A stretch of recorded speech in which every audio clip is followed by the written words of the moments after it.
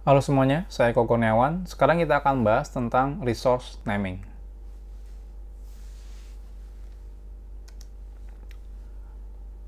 Saat membuat RESTful API, apalagi yang pemula ya, baru pertama kali bikin RESTful API, atau pengen ikut-ikutan bikin RESTful API, itu banyak orang yang dalam membuat URL untuk RESTful API-nya itu asal-asalan.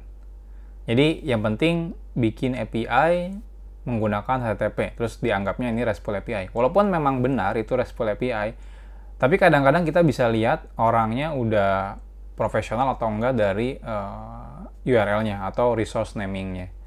Nah, jadi walaupun pembuatan API RESTful itu sendiri tidak ada standar baku, jadi sebenarnya nggak ada sih istilahnya, oh RESTful API seperti ini benar, ini salah, nggak ada.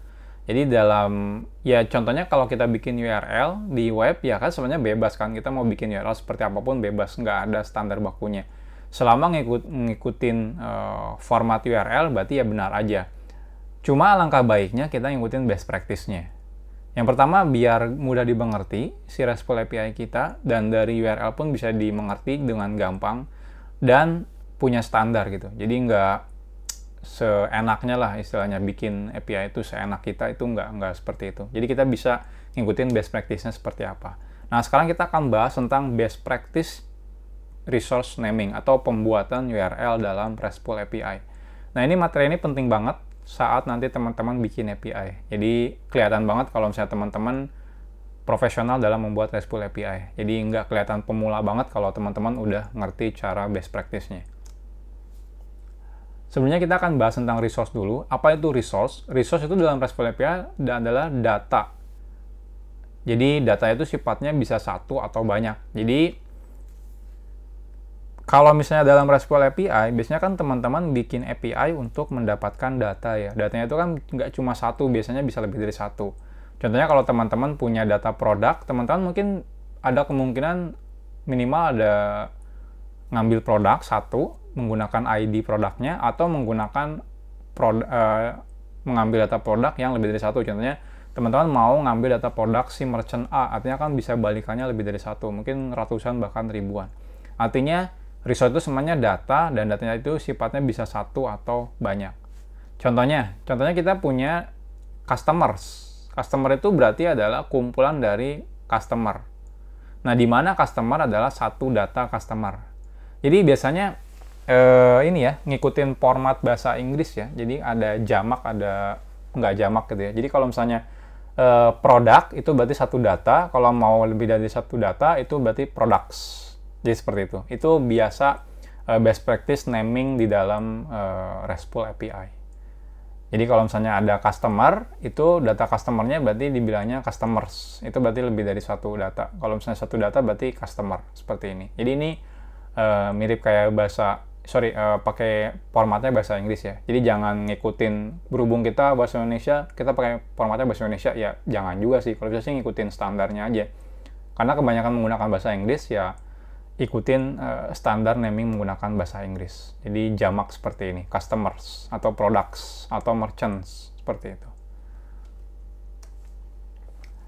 Oke, best practice yang pertama. Saat pembuatan URL, yang pertama yang kita lakukan adalah selalu gunakan kata benda, bukan kata kerja. Jadi saat kita bikin endpoint URL yang akan kita buat dalam RESTful API, selalu pastikan kalau kita akan menggunakan kata benda, jangan kata kerja. Nah, ini contoh yang benar. Contohnya di sini kita menggunakan, ini contohnya domainnya ya, api.example.com. Nah, di sini katanya kata benda. Kalau kita mau ngambil data products, itu berarti products. Langsung sebutkan bendanya. Dan di sini karena jamak, berarti products, seperti ini. Kalau misalnya kita mau ngambil data member, berarti di sini members. Jangan menggunakan kata kerja. Contohnya kan kita ngambil data products, terus kita bikinnya adalah get all products. Jadi ngambil data products. Jangan seperti itu. Ini ya sebenarnya bisa, cuma bukan best practice-nya. Best practice-nya adalah kita langsung sebutkan kata bendanya. Di sini products atau members. Jadi bukan get all products atau lagi select members table, itu apalagi seperti itu. Itu lebih parah banget sih. Kelihatan banget pemulanya kalau bikin API seperti itu. Jadi jangan bikin API seperti ini. Jadi gunakan selalu kata kerja dalam membuat API. Contohnya gini ya. Jadi to the point lah istilahnya. Products berarti data produk, members berarti data members. Kalau misalnya customer berarti customers. Kalau misalnya order, jadi kata benda itu kan bisa benda yang real kayak products atau members, ada yang imaginer. Kayak imaginer itu kayak contohnya lokasi atau apa ya? Contohnya ya yang nggak ada misalnya bendanya ya, kayak misalnya image atau apa gitu ya. Jadi bisa aja seperti itu. Jadi jangan kata kerja. Best practice selanjutnya adalah gunakan hierarki. Jadi ini contoh yang benar. Contoh yang benar, contohnya kita mau ngambil data image punya produk. Nah, biasanya seperti ini. Jadi pertama kita products dulu, setelah itu ID produknya di sini. Contohnya kita products, terus di sini Indomie gitu ya ID produknya. Terus kita mau ngambil data image punya si produk. Maka di dalamnya kita ada atribut yang namanya image. Jadi hierarki. Jadi image ini milik si produk ID ini. Atau kita mau ngambil alamat si merchant. Jadi merchants slash di sini merchant ID-nya slash address. Jadi kita mau ngambil address milik si merchant ID ini. Jangan seperti ini. Jangan product image, product ID di sini. Terus merchant address, merchant di sini. Jadi kalau datanya itu milik sebuah entitas lain atau sebuah data lain, maka gunakan hierarki seperti ini lebih baik. Kecuali address itu bisa berdiri sendiri. Kalau itu nggak masalah. Tapi kalau address itu semuanya dia adalah kepemilikan dari si merchant, maka lebih baik kita seperti ini. Jadi kita address, di sini merchant ID-nya.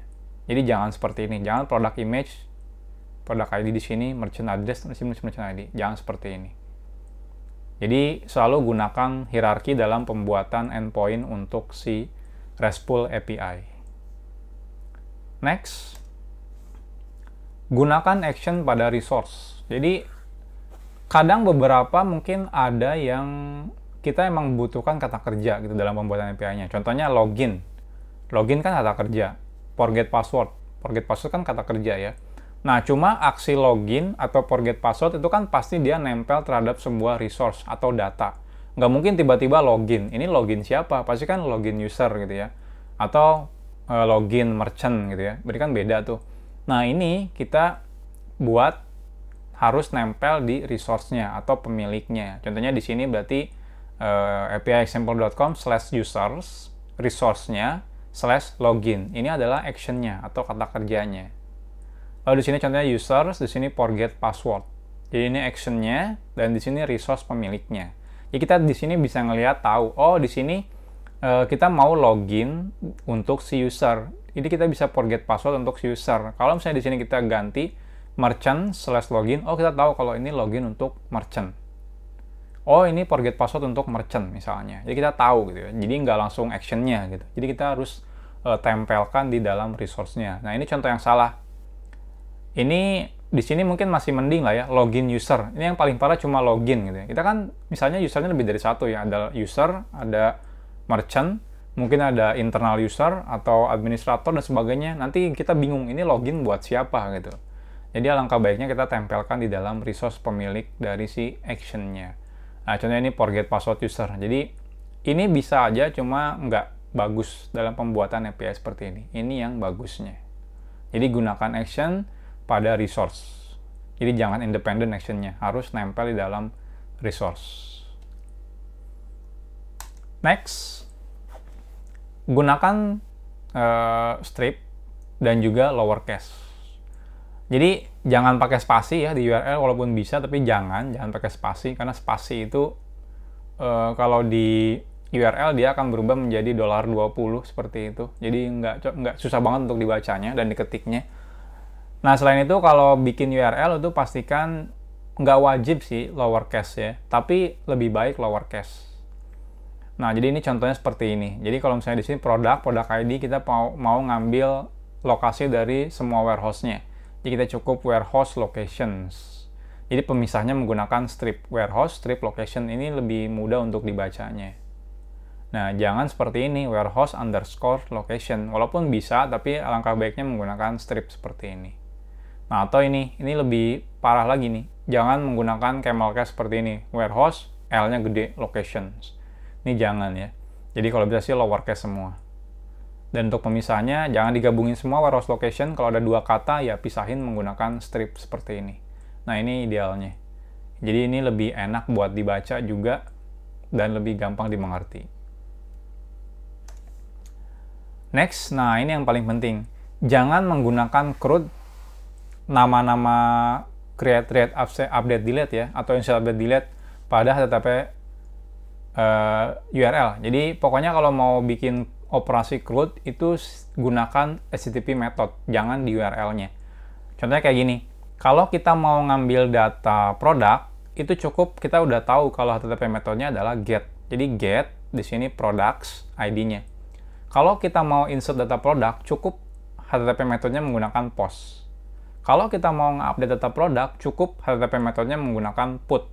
Lokasinya tetap products, terus misalnya kalau ID produknya yang mau diupdate, /product ID.